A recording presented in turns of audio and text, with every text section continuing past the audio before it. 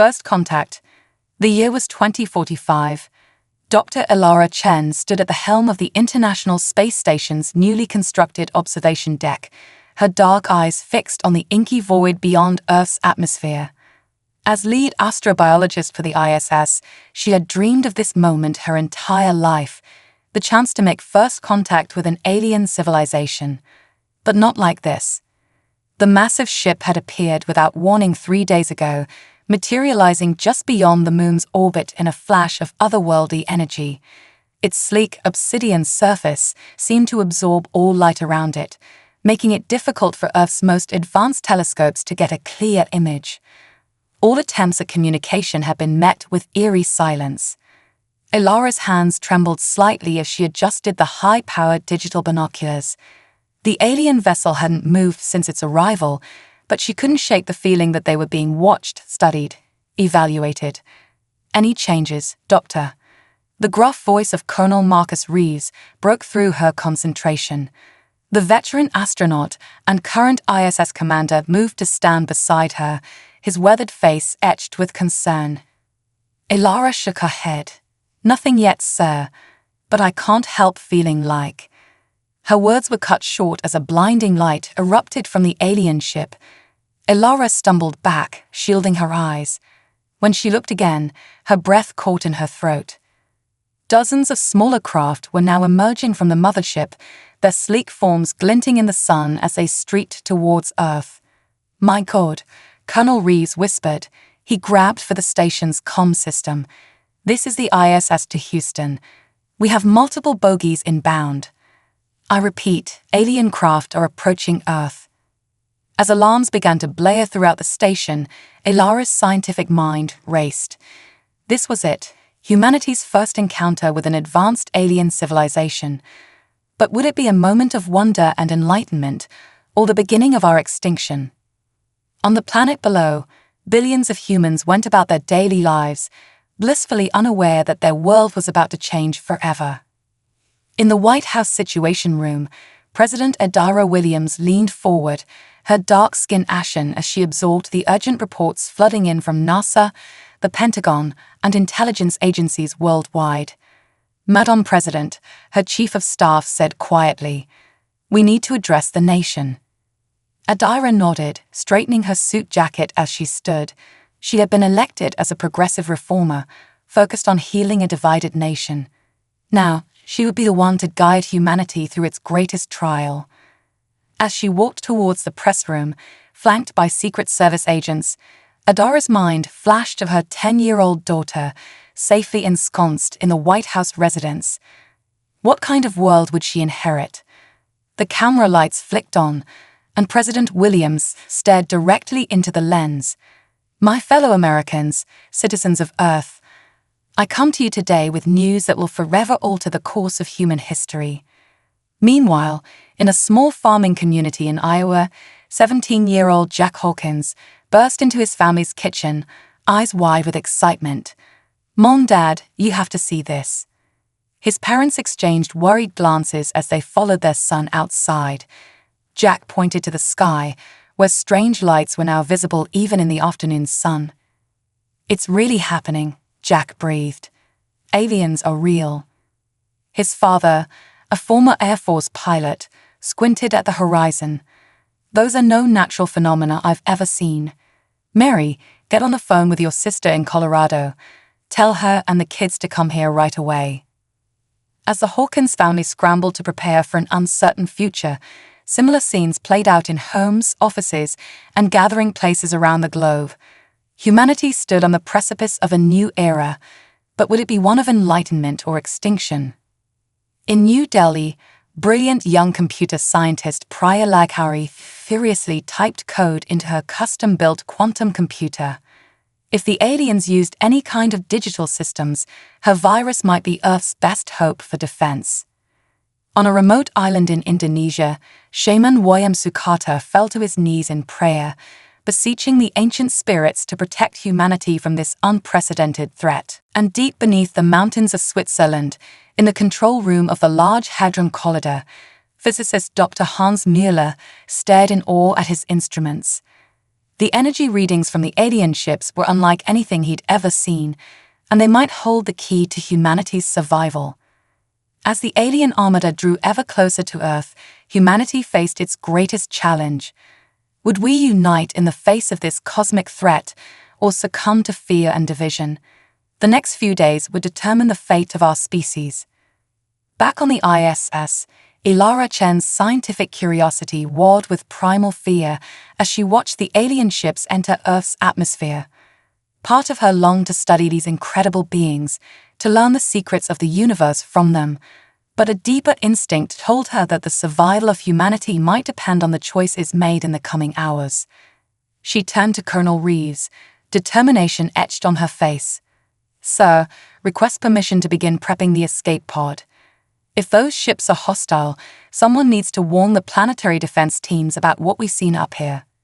Reeves nodded grimly. "Granted, Doctor. But let's pray it doesn't come to that.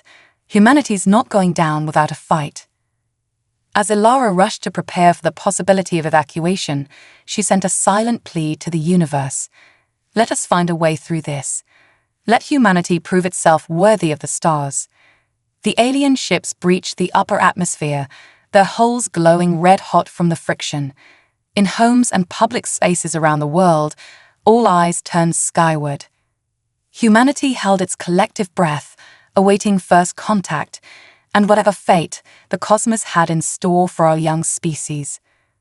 The alien threat. The world watched in stunned silence as the alien vessels descended through Earth's atmosphere. Their sleek, obsidian forms defied conventional aerodynamics, moving with an eerie grace that seemed to mock human technology. In Times Square, New York City, thousands of people stood transfixed, their faces bathed in the glow of massive screens, displaying live footage of the extraterrestrial arrival. Among them was Dr. Zara Patel, a renowned sinolinguist who had dedicated her life to the possibility of communicating with alien life. "This is it," she whispered, her heart racing. "Everything we've worked for, everything we've imagined." Her thoughts were interrupted by a deafening boom that shook the ground. The crowd gasped as one of the alien ships suddenly accelerated, streaking across the sky faster than any human aircraft. In its wake, the top floors of the Empire State Building erupted in flames. Panic ensued. Screams filled the air as people fled in all directions. Zara stood rooted to the spot, her mind struggling to process the shift from wonder to terror. "It can't be," she murmured. "Why would they?" Her question was answered by more explosions rocking the city. The alien attack had begun. Across the globe, similar scenes unfolded. In Beijing, plasma beams lanced down from the alien ships, vaporizing entire city blocks. Rio de Janeiro's famous Christ, the Redeemer statue, toppled as the mountain beneath it was split by some incomprehensible weapon. The alien assault was swift, coordinated, and devastating. Humanity's most advanced military systems seemed powerless against the onslaught. In orbit, Elara Chen and Colonel Reeves watched in horror as city after city fell under attack.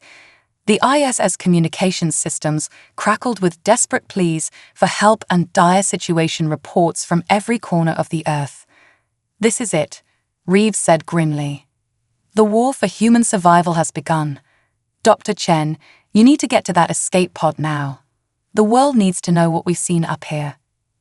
Elara nodded, fighting back tears as she made her way to the small craft that would return her to a planet under siege.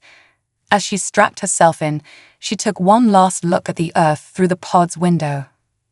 Streaks of fire crisscrossed the globe, marking the paths of destruction left by the alien invaders. "Stay strong," she whispered to her home world as the pod detached from the station. "We'll find a way." As Elara began her fiery descent through the atmosphere, world leaders scrambled to mount a defense against the overwhelming alien force. In Washington, D.C., President Adira Williams stood in the Pentagon's command center, surrounded by grim-faced military brass.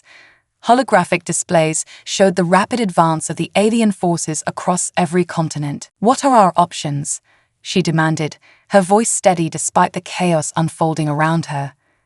General Sandra Ortiz, chairman of the Joint Chiefs of Staff, shook her head. Madam President, conventional weapons are having little to no effect. Our most advanced fighter jets are being swatted out of the sky like flies. Nuclear options are on the table, but we'd be destroying our own cities in the process. Adara finished, her jaw clenching. There has to be another way. At that moment, a young lieutenant burst into the room. Madam President, we're receiving a transmission. It's from the aliens.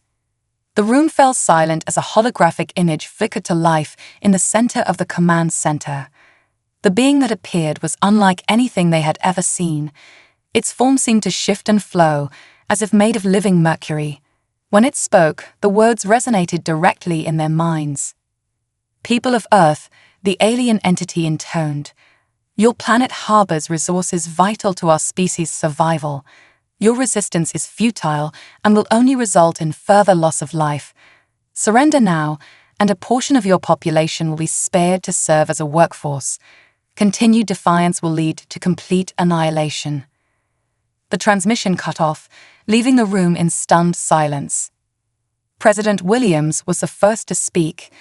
Well, ladies and gentlemen, I think we can all agree that surrender is not an option. Humanity will not go quietly into the night. General Ortiz, I want every available resource directed towards finding a weakness in their technology, and get me in touch with the top scientific minds we have left. It's time to think outside the box. As the military machine groaned into action, individual acts of heroism and resilience began to emerge amidst the chaos of the alien invasion. In downtown Los Angeles, firefighter Carlos Mendoza led a team into a collapsing skyscraper, determined to save as many lives as possible before the next alien strike. As he carried a young girl to safety, he looked up at the looming alien ships. "You picked the wrong planet to mess with," he growled, his spirit unbroken. In rural China, farmers armed with nothing more than ancient hunting rifles and homemade explosives managed to down one of the smaller alien craft. As they approached the wreckage, they steeled themselves for whatever horrors might emerge. And in Antarctica, at the remote Amundsen Scott South Pole Station, a team of international scientists realized their isolated location might be the key to developing a counter-strategy away from the aliens' prying eyes. Dr. Yuki Tanaka, a quantum physicist, gathered her colleagues in the station's main laboratory. "Listen up, everyone. The world as we know it is under attack, but we might be humanity's best hope. We have some of the most advanced scientific equipment on the planet, and we're out of the aliens' direct line of fire. It's time to put our minds together and find a way to beat these invaders." As the scientists began to brainstorm, pooling their diverse knowledge in a desperate bid to save humanity, the alien assault continued unabated across the globe. In orbit, the International Space Station had become a silent observer to the conflict below. Colonel Reeves and the remaining crew members worked tirelessly to gather intelligence on the alien ships, hoping to find some weakness that could turn the tide of the war. Reeves squinted at a data readout, his brow furrowed in concentration. "There's something odd about their energy signatures," he muttered. "It's almost as if, wait a minute." He quickly keyed in a series of commands, and a new set of data flashed across the screen. A glimmer of hope sparked in his eyes. "Get me a direct line to President Williams," he barked. "I think I found something that could change everything." As humanity fought for survival on multiple fronts, a glimmer of hope began to emerge. The alien invaders were formidable, but they had underestimated the human spirit's capacity for resilience, innovation, and sacrifice. In a secret underground bunker beneath the Rocky Mountains, President Williams received Colonel Reeves' transmission. Her eyes widened as she absorbed the implications of his discovery. "This could be the breakthrough we've been waiting for," she said, a fierce determination in her voice. "Get me our top scientists and military strategists. We're going to take the fight to them." As plans were set in motion, the fate of humanity hung in the balance. The next few hours would determine whether Earth would fall to the alien invaders or if the human race would rise to face its greatest challenge yet. In the skies above a burning New York City, Elara Chen's escape pod streaked towards the ground, carrying with it crucial information that could turn the tide of the war. As she braced for impact, Elara closed her eyes and made a silent vow. "We will survive. We will fight back. This is not the end of humanity, but a new beginning." The pod crashed into the waters of the Hudson River, and as Elara swam to shore, she saw the determination mirrored in the eyes of the New Yorkers who rushed to help her. Despite the destruction around them, the human spirit remained unbroken. The battle for Earth had only just begun. Humanity's stand. As dawn broke over a world forever changed, pockets of human resistance began to form. The initial shock of the alien invasion had given way to a grim determination to survive, to fight back, to reclaim our planet. In the flooded streets of New York City, Dr. Elara Chen waded through debris, flanked by a ragtag group of survivors who had pulled her from the Hudson. Her mind raced with the information she gathered from the International Space Station, knowing it could be the key to humanity's survival. "We need to get to the government's emergency bunker," she shouted over the din of distant explosions. "I have critical data on the alien ship's energy signatures." A grizzled NYPD officer nodded grimly. "We've got a working helicopter on the roof of one police plaza. It's risky, but it's your best shot at getting out of the city." As they made their way through the chaos, Elara marveled at the resilience of her fellow humans. Despite the devastation, people were helping each other, sharing resources, and refusing to give up hope. Meanwhile, in the underground bunker beneath the Rocky Mountains, President Adira Williams stood before a coalition of world leaders, connected via secure holographic feeds. "Ladies and gentlemen," she began, her voice steady despite the weight on her shoulders, "we face the greatest threat in human history. But we also have an unprecedented opportunity. For the first time, our planet stands truly united against a common enemy."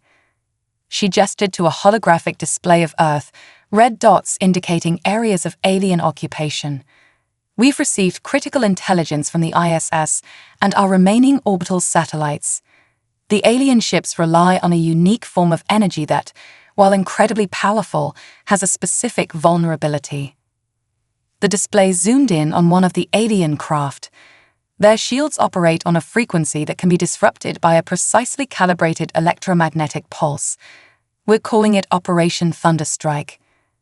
As the world leaders absorbed this information, a spark of hope ignited in their eyes. President Williams continued, "But to generate an EMP of sufficient strength, we'll need to pool our resources and coordinate our efforts on a global scale.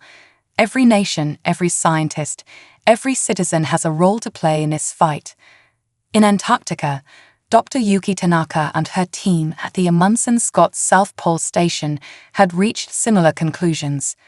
Their isolation had allowed them to analyze the alien technology without interference.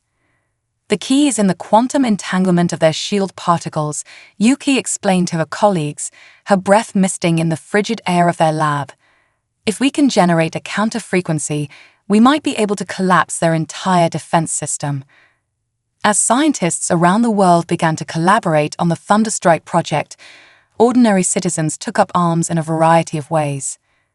In the suburbs of London, retired engineer Harold Blackwood converted his ham radio setup into a global communication network, connecting resistance cells across continents. His wife, Margaret, a former nurse, turned their home into a makeshift hospital for those injured in the fighting. In the mountains of Peru, indigenous tribes used their intimate knowledge of the land to ambush alien scouting parties, capturing vital pieces of technology for human scientists to study. And in the scorching deserts of Australia, a group of survivalists led by ex-Special Forces operator Tho Mackenzie waged a guerrilla war against the alien occupiers, using the harsh terrain to their advantage. Back in Washington, D.C., Dr. Zara Patel had been recruited by the military to work on decoding the alien language. Her expertise in xenolinguistics was proving crucial in understanding the invaders' communications. "They're not just here for resources," she reported to General Ortiz, her eyes wide with realization. "Based on what I've decoded, Earth is some kind of proving ground for them, a test of their might against other spacefaring races. General Ortiz's jaw clenched. So we're just pawns in some cosmic game to them. Zara nodded grimly. But that also means they might not be prepared for a prolonged conflict. If we can hold out, if we can show them we're not easy prey, we might just have a chance, Ortiz finished, a spark of hope in her eyes. As Operation Thunderstrike took shape, humanity began to rally. In cities and towns across the globe, people emerged from hiding to join the resistance. Factories were repurposed to produce the components needed for the massive EMP devices. Former rivals set aside their differences to work together against the common threat. In orbit, Colonel Rees and the remaining ISS crew continued to provide crucial intelligence, even as their supplies dwindled and the station's systems began to fail. "We've got maybe 72 hours of life support left," Rees reported to Mission Control. "But we'll keep fighting until the last second. For Earth." The response came back, crackling with emotion.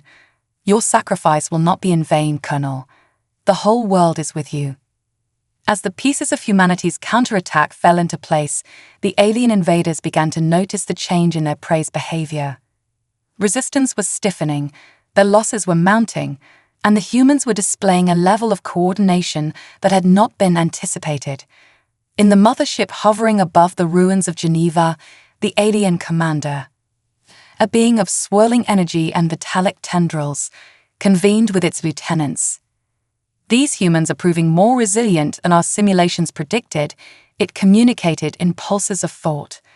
"We may need to accelerate our plans. Prepare the planet cracker weapon." As the aliens prepared their ultimate weapon, a glimmer of hope emerged from an unexpected quarter. In a secret lab beneath the streets of Tokyo, a team of robotics engineers, led by Dr. Hiroshi Saito, had made a breakthrough. "We've done it," Hiroshi exclaimed, his eyes shining with excitement. "By reverse engineering the alien tech we've recovered, we've created a neural interface that can link a human mind directly to our mech suits. It will allow our pilots to react at speeds that can match the alien fighters." As news of this development spread, volunteers lined up to become pilots, willing to risk the experimental technology for a chance to take the fight directly to the invaders. In New Delhi, Priya Laghari's quantum virus was finally ready. As she prepared to upload it to the alien network, she took a deep breath, knowing that this act could either turn the tide of the war or alert the invaders to humanity's last, best hope. "Here goes everything," she whispered, pressing the enter key. Across the globe, the components of Operation Thunderstrike were moving into place. In secret locations on every continent, massive EMP generators were being assembled.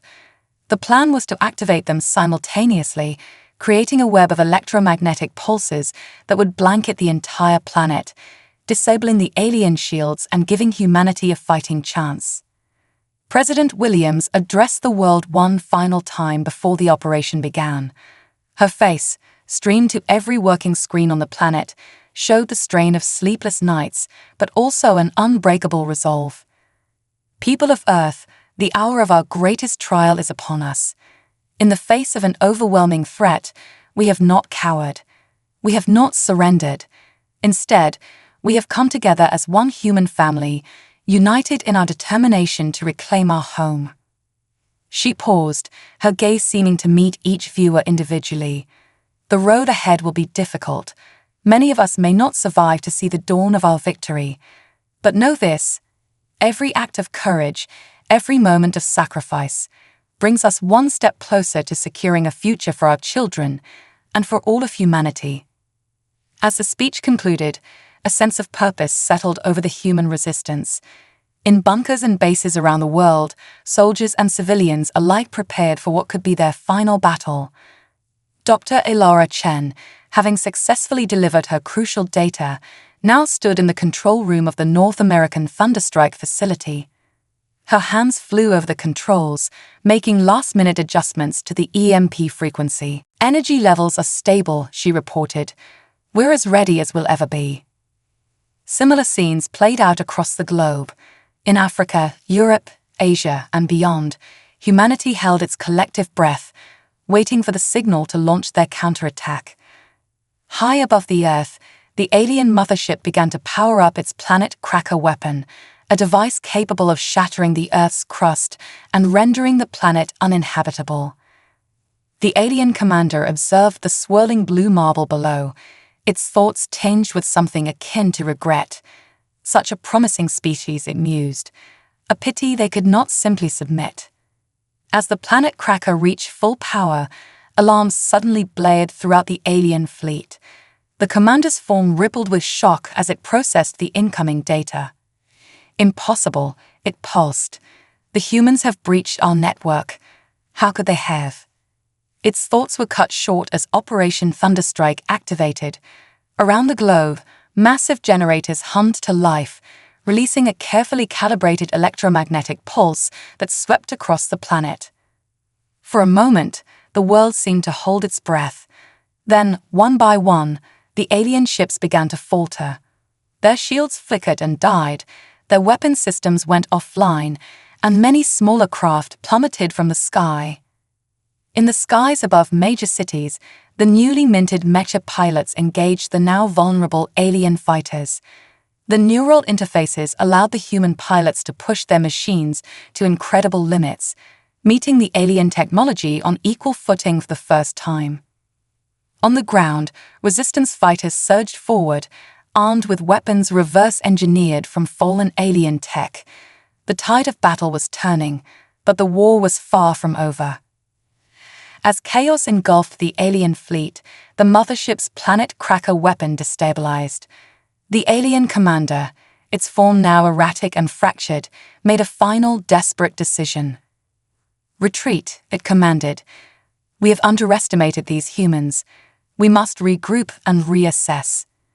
As the massive mothership began to withdraw, pulling its battered fleet along with it, a cheer went up from every corner of the Earth. Humanity had survived its greatest test, emerging battered but unbroken. In the Rocky Mountain bunker, President Williams allowed herself a moment of relief before turning to her staff. "This is only the beginning," she said firmly. "We've driven them off for now, but they'll be back, and we need to be ready." As the alien ships disappeared into the depths of space, humanity faced a new challenge: rebuilding their shattered world while preparing for the inevitable return of their cosmic foe. But for the first time since the invasion began, hope blossomed in the hearts of every human on Earth. They had stood together against an overwhelming force and emerged victorious. Whatever challenges lay ahead, they would face them united as one human family. The dawn of a new era had begun. Unexpected allies.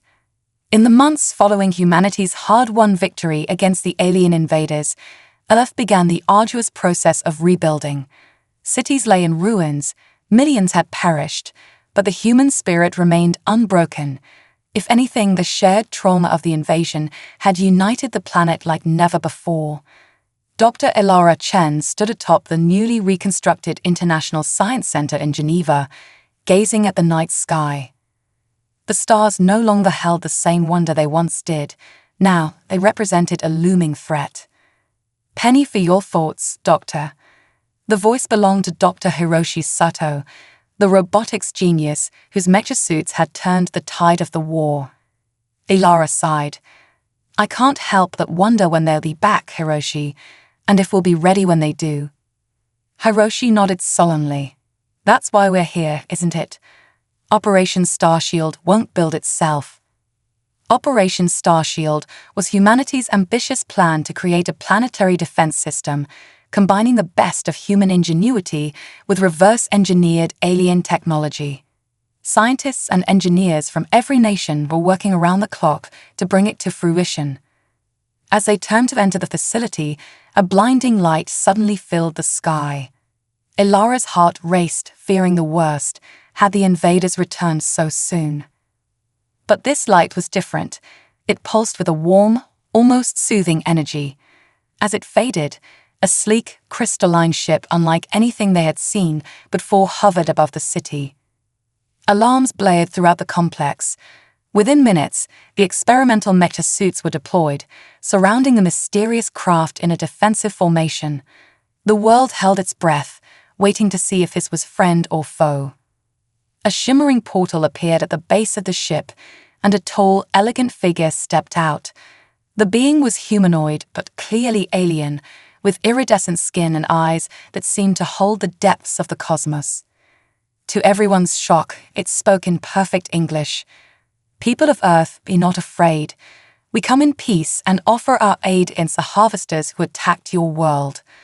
The tension was palpable as President Williams, who had rushed to the scene, stepped forward. "I am Adara Williams, leader of the United States and representative of Earth's unified government. Who are you and why should we trust you?" The alien bowed slightly. "I am Ambassador Zephyr of the Galactic Concordat, an alliance of spacefaring civilizations dedicated to maintaining peace and balance in the universe.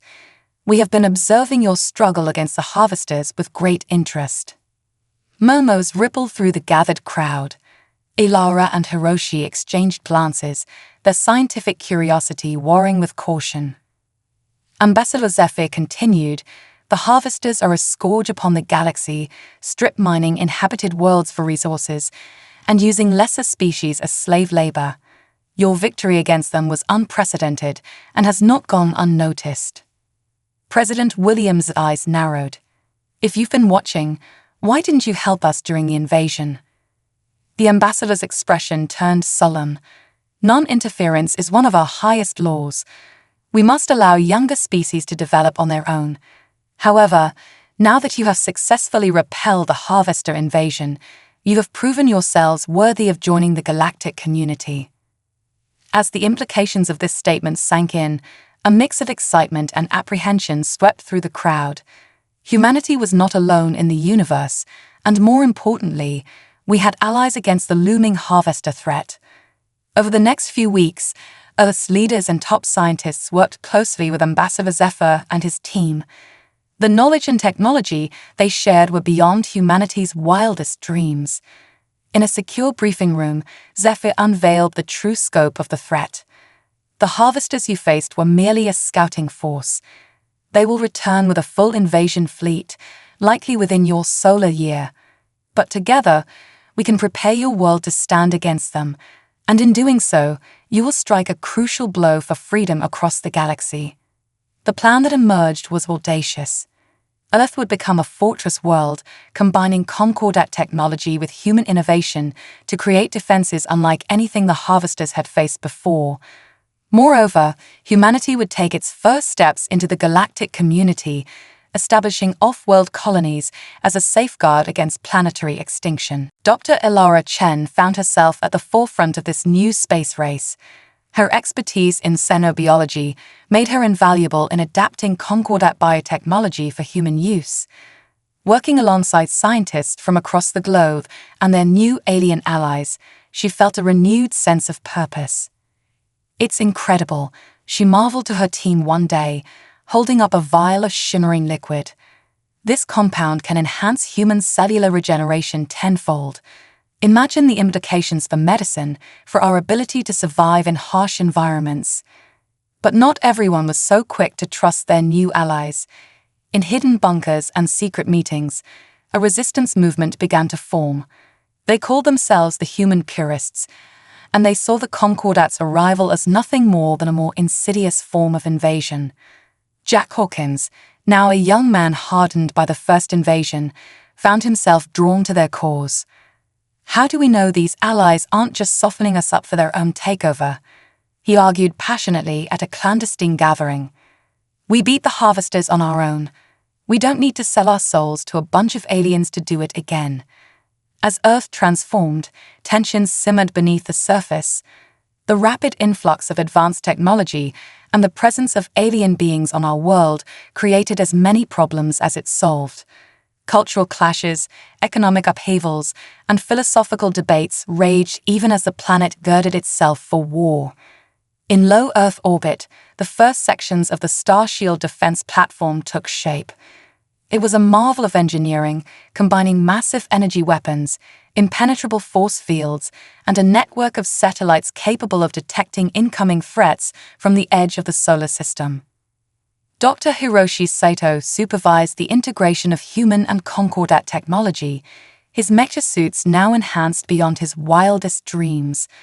With these, he told a group of awed pilots, "We'll be able to take the fight to the harvesters in space itself.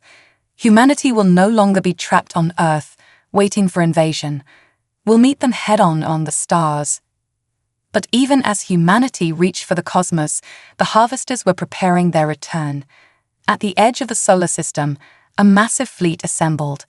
At its heart was a new weapon, designed specifically to counter the defenses that had repelled their first attack. The Harvester Overlord, a being of cold intellect and ruthless efficiency, addressed its command staff. "This world has proven troublesome, but it will fall, and when it does, we will not merely strip it of resources. We will make an example of these humans to crush any spark of resistance in our future conquests." Back on Earth, the first graduates of the new Solar Defense Force prepared to take up their posts. Men and women from every nation, now united under a single banner, ready to stand as the first line of defense against the coming storm. At their graduation ceremony, President Williams delivered a rousing speech. "You are the vanguard of a new era for humanity. No longer are we bound to one world, one destiny. The stars themselves are now within our reach.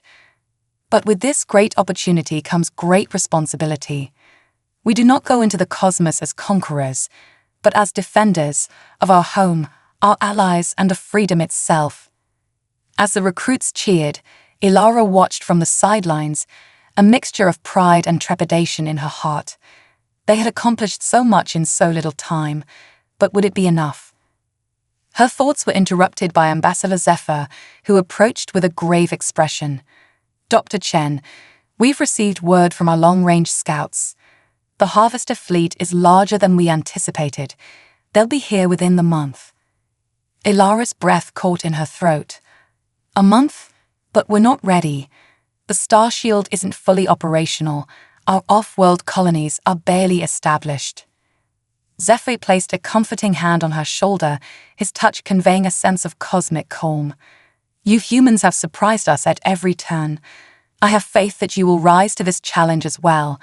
But there is something else you should know." He hesitated, then continued, "Our intelligence suggests that the Harvesters have somehow acquired concordat technology.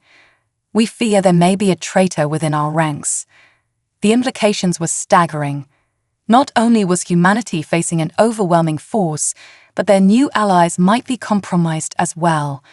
The coming battle would test not just their military might, but their trust, ingenuity, and the very soul of human resilience. As news of the approaching Harvester fleet spread, Earth kicked into high gear. Every resource, every mind, every ounce of human determination was focused on preparing for the coming storm. In hidden labs, Priya Leghari worked tirelessly to upgrade her quantum virus, hoping to find a way to penetrate the Harvester's enhanced defenses. "If they've got concordat tech," she muttered to herself, lines of code reflecting in her tired eyes, "then we need to think beyond anything either of us has seen before." On the moon, the first permanent human settlement transformed into a fortified base. Colonel Marcus Reeves, now commander of lunar operations, oversaw the installation of massive rail guns capable of launching devastating strikes against approaching enemy ships. "Once, we were trapped on our world, waiting for them to come to us," he told his troops. "Now, we stand as the first line of defense for our entire solar system. Failure is not an option." As the clock ticked down to the inevitable confrontation, humanity faced not just an external threat, but internal divisions as well. The human purist movement grew, staging protests and even resorting to sabotage against concordat human collaborative projects. Jack Hawkins found himself torn between his distrust of the aliens and his duty to protect Earth. As he stood before a crowd of fellow purists, he made a fateful decision. We can't fight amongst ourselves, not now. Whatever we think of the concordat, the Harvesters are the true enemy. We need to stand united, or we'll fall divided.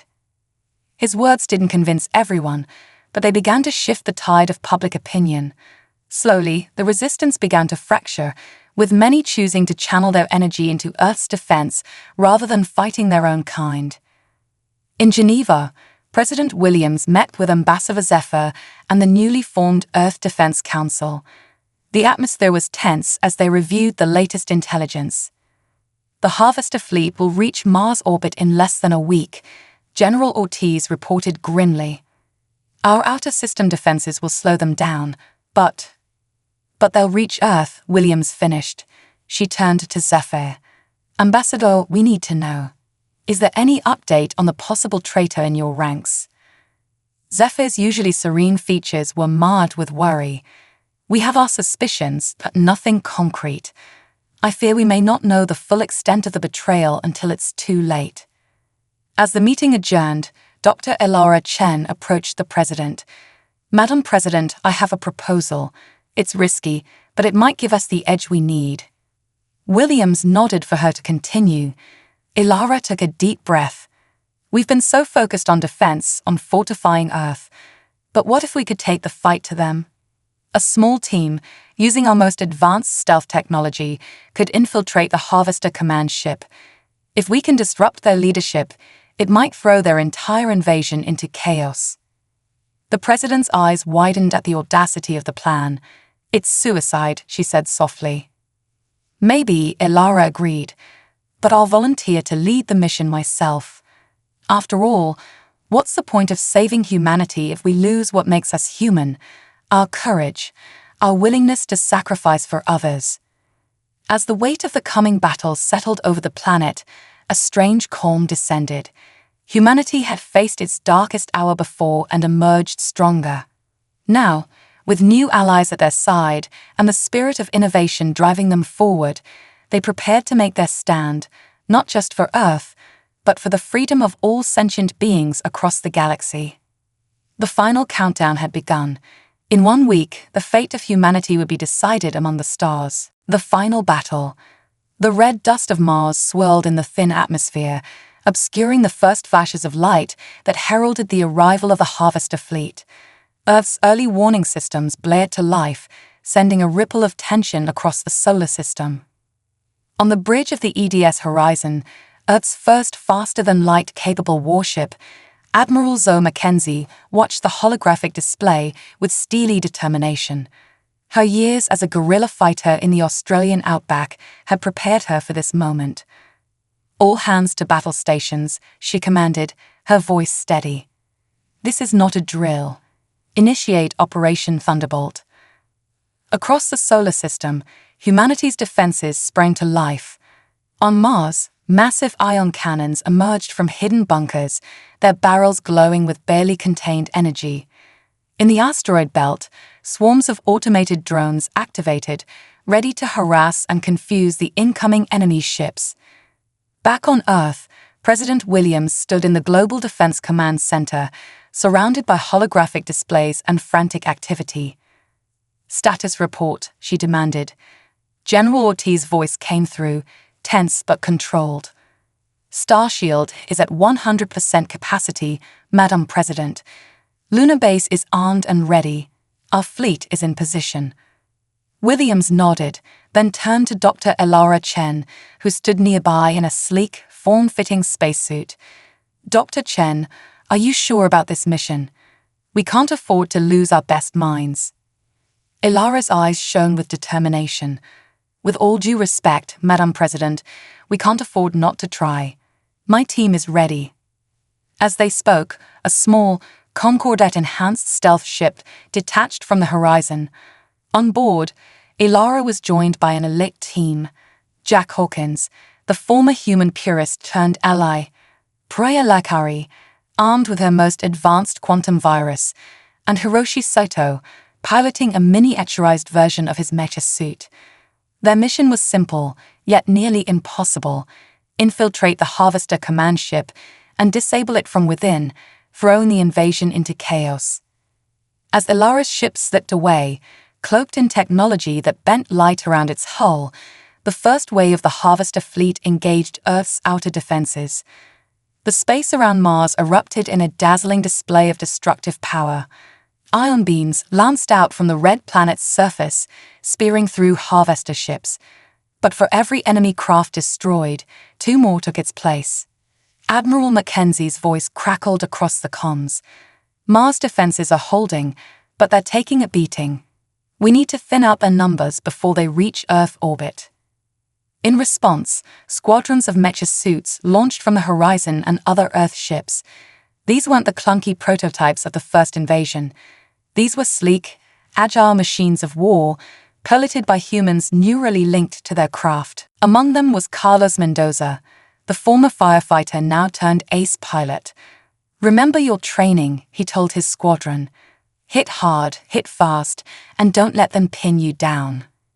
The battle around Mars was fierce, with losses on both sides. Harvester ships, dark and ominous, filled the sky. But humanity's forces fought with a desperation born of knowing this was their last stand. As the conflict raged, Ilara's stealth ship weaved through the chaos, aiming for the heart of the Harvester fleet. Inside, tension was high. "I've never seen so many ships," Jack whispered, his face pale as he gazed out the viewport. Priya's fingers danced over her console. Their systems are more advanced than before. The Concordat tech has definitely given them an edge. Hiroshi, encased in his mecha suit, flexed his mechanical fingers. "Then we'll just have to be smarter." "Ilara, how much longer?" "We're almost there," Ilara replied, her eyes fixed on the looming shape of the Harvester command ship. "Get ready. Once they're inside, we'll have minutes at most before they detect us." As they approached their target, a massive explosion rocked nearby space. A Harvester dreadnought had just obliterated one of Earth's cruisers. The debris field threatened to give away their position. "Hold on," Ilara shouted, pulling the ship into a series of wild maneuvers. Alarms blared as their cloaking field fluctuated. For a heart-stopping moment, it seemed they'd been spotted, but then they were through, slipping into a docking bay amidst the confusion of battle. "We're in," Ilara breathed. "Let's move." The team rushed out, immediately engaging the surprised Harvester crew. Hiroshi's mecha suit proved devastatingly effective in the close quarters, while Jack and Ilara provided cover fire with weapons reverse-engineered from Concordat tech. Priya split off, finding a data access point. "I'm in their systems," she reported. "Uploading the virus now. But something's wrong. There's another presence here, something I've never seen before." Before she could elaborate, a booming voice filled the ship. "So, the clever little humans have come to play," it mocked. The voice belonged to the Harvester Overlord, a being of terrifying intelligence and cruelty.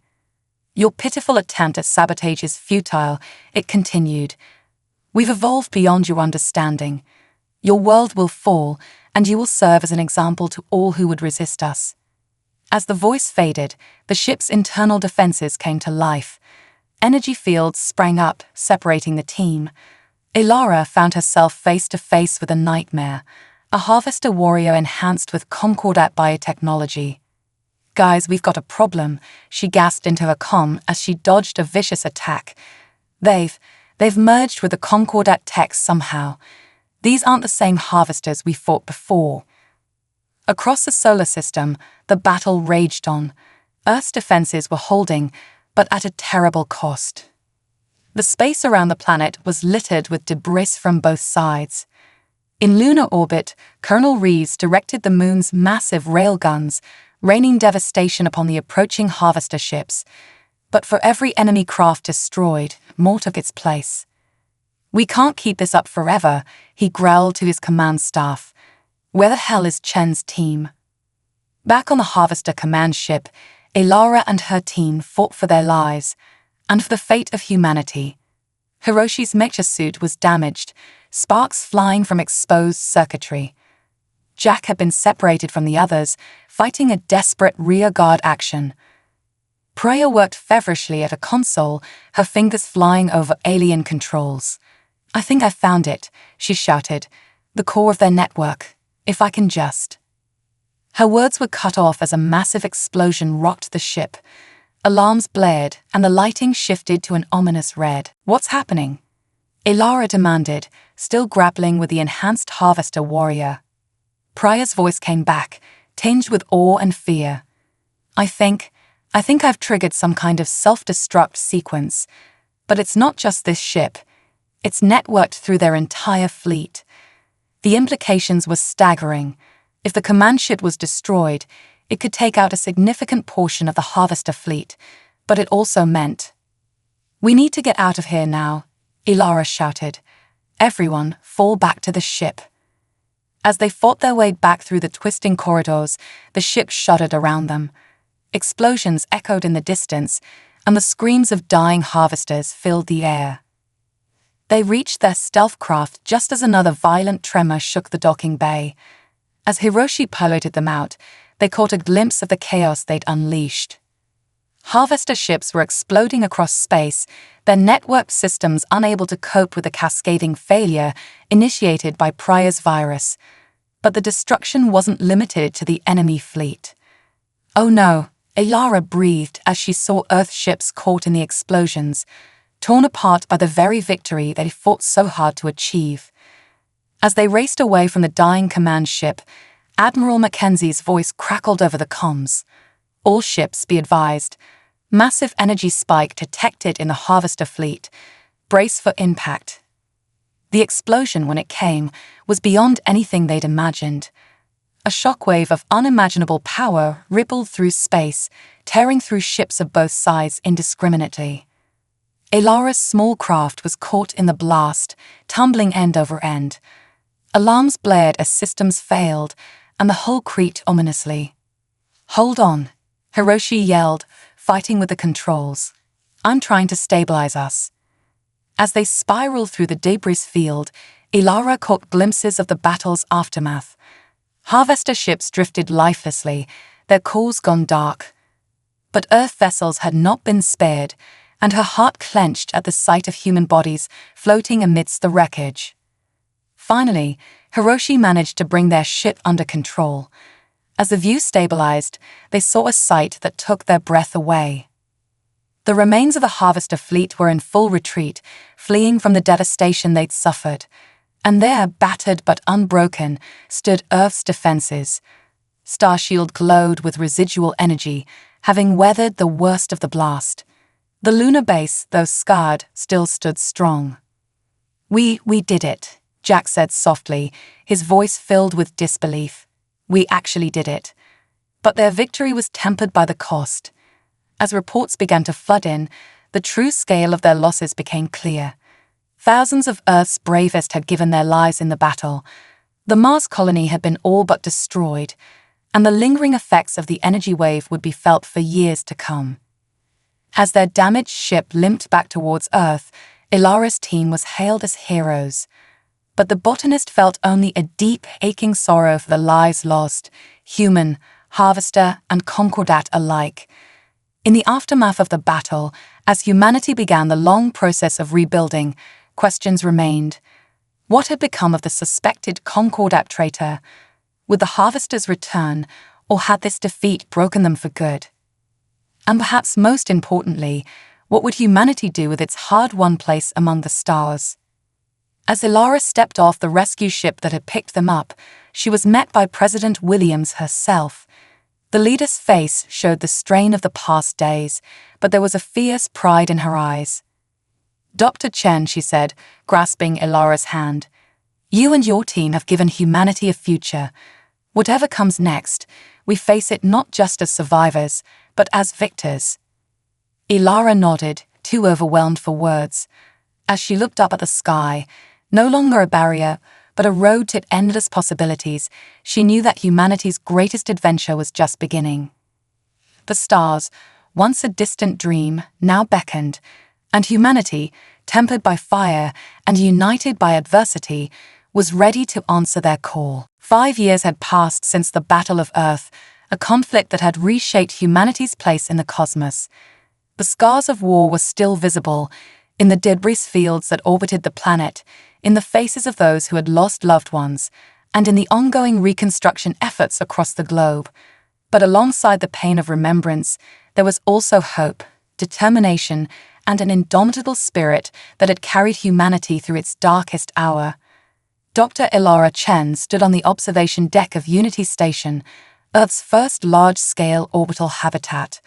Below her, the blue marble of Earth rotated slowly, its night side glittering with the lights of rebuilt cities. Above, the stars beckoned, no longer distant points of light but potential destinations. Quite a view, isn't it? The voice belonged to Jack Hawkins, now chief of security of the station. His eyes, once filled with suspicion towards anything alien, now gazed at the cosmos with wonder. Elara nodded, a small smile on her face. Sometimes I still can't believe how far we've come in such a short time. Their conversation was interrupted by a gentle chime. Dr. Chen, Mr. Hawkins, came the voice of the station's A. Your presence is requested in the Concordat Embassy. The delegation has arrived. As they made their way through the station's pristine corridors, signs of humanity's rapid technological advancement were everywhere. Holographic displays showed the status of terraforming efforts on Mars, where a new colony was rising from the ashes of the old. Workers in gravity-manipulating exosuits effortlessly moved massive components for the next phase of station construction. The Concordat Embassy was a marvel of architecture, its organic curves and shimmering surfaces a stark contrast to the utilitarian design of the rest of the station. Ambassador Zephyr greeted them at the entrance, his iridescent skin seeming to pulse with excitement. My friends, he said warmly, thank you for coming. Today marks a historic moment in galactic affairs. Inside the embassy's main chamber, a diverse group had assembled. President Adara Williams, now in her second term, stood with General Sandra Ortiz and Admiral Zoe Mackenzie. Dr. Hiroshi Saito and Priya Lakari were deep in conversation with a group of Concordat scientists, their excited chatter filling the air with a mix of human and alien languages. As everyone took their seats, a shimmering hologram appeared in the center of the room. It showed a massive space station, far larger and more advanced than even Unity. This, Ambassador Zephyr announced, is Nexus, a neutral meeting ground for all spacefaring civilizations and the headquarters of the galactic Concordat. And today, we are here to formally invite humanity to join our ranks. A hush fell over the room as the implications sank in. Humanity, barely 5 years into its journey as a true spacefaring civilization, was being offered a seat at the table of galactic affairs. President Williams stepped forward, her voice steady but filled with emotion. Ambassador, on behalf of Earth and all her colonies, we are deeply honored by this invitation. But I must ask, why now? We are still recovering, still learning. Zephyr's multifaceted eyes seemed to twinkle. It is precisely because of that, Madam President. Your species has shown remarkable resilience, adaptability, and creativity. Your victory against the Harvesters was unprecedented. But more than that, it is the way you have embraced peace and cooperation in the aftermath that has impressed us most. He gestured to the assembled group. Look around you, former enemies working together, technology and culture blending in new and exciting ways. You have taken your first steps into a larger universe with wisdom and compassion. The galaxy needs that spirit now more than ever. As discussion broke out among the human representatives, Elara found her mind drifting to the challenges they had overcome and those that still lay ahead. The Harvester threat, while diminished, was not entirely gone. Scattered reports suggested they were regrouping in a distant sector of the galaxy. Earth's defenses remained vigilant, even as they reached out in peace to other civilizations. The mystery of the Concordat traitor had never been fully resolved, leading to ongoing debates about trust and security in interspecies relations. And yet, cooperation between humans and their alien allies had only grown stronger over the years. Perhaps most pressing was the question of humanity's own evolution. The integration of advanced technology into everyday life had led to philosophical and ethical debates about the nature of being human. Elara herself had grappled with these questions as she worked on adapting alien biotechnology for medical use. Her thoughts were interrupted as President Williams called for attention. "We have discussed the proposal," she announced, "and we have reached a decision. Humanity accepts the invitation to join the Galactic Concordat." A cheer went up from the assembled group, quickly followed by a flurry of activity as plans were made to announce the news to the people of Earth and its colonies. As the excitement died down, Ilara found herself approached by a familiar face, Dr. Yuki Tanaka, the quantum physicist who had played a crucial role in decoding harvester technology during the war. "Ilara," Yuki said, her eyes shining with a mix of excitement and trepidation, "I need to show you something. It's about the anomaly we detected during the final battle." Intrigued, Ilara followed Yuki to a secure lab off the main embassy. There, displayed on a holographic projector, was a swirling mass of energy, pulsing with an otherworldly light. "We've been studying this in secret for years," Yuki explained. "It appeared for just a moment when the Harvester Command ship was destroyed. We think it might be a gateway to another dimension." Ilara's scientific mind raced with the possibilities. "Are you saying we accidentally opened a portal during the battle?" Yuki nodded. "And there's more. We've detected signals coming from the other side. Ilara, I think there might be life there, intelligent life, maybe even more advanced than the Concordat." The implications were staggering. Just as humanity had taken its place on the galactic stage, a doorway to an entirely new realm of existence had opened. "Does the Concordat know about this?" Ilara asked, her voice hushed. "Not yet," Yuki replied. "We wanted to understand it better first. But now that we're joining the Concordat, Ilara, this could change everything, again." As they discussed the ramifications of this discovery, alarms suddenly blared throughout the station. Jack's voice came over the intercom, tense and urgent. "We've got multiple unidentified ships dropping out of FTL near Mars. They're not responding to hails, and they don't match any known configurations. Harvester, Concordat, or otherwise." Ilara and Yuki rushed to the command center, joining the others as they watched the situation unfold on the main view screen. The unknown ships, sleek and shimmering with an energy field unlike anything they'd seen before, took up position around Mars. "Are they hostile?" President Williams demanded. Before anyone could answer, a transmission cut through all communications channels. The being that appeared on screen was unlike anything they had encountered, a swirling mass of energy and thought, barely contained in a humanoid form. "People of Earth," it said, its voice resonating in their minds rather than their ears. "We have watched your struggles and your triumphs. We have seen your potential and your flaws. The gateway you opened has allowed us to enter your realm at last. We come not as conquerors, but as guides. The true test of your species is about to begin." As the transmission cut off, the assembled leaders of Earth looked at each other in shock and awe. They had faced invasion, forged alliances, and taken their place among the stars. But now, it seemed, a new chapter in human history was about to unfold, one that would challenge not just their technology or their courage, but the very nature of their existence. Ilara felt a mix of fear and exhilaration as she gazed at the alien ships on the screen.